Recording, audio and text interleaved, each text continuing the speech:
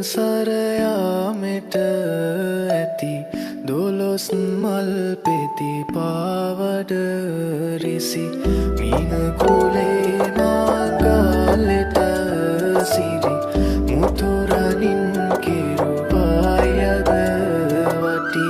වඩින කලඹමින් ගජලීලා කුඹුසේ සත් ලෙලවයි හිඳිනා ඇතුමන් පිටහඬ දේ හොරනා සරසමිනා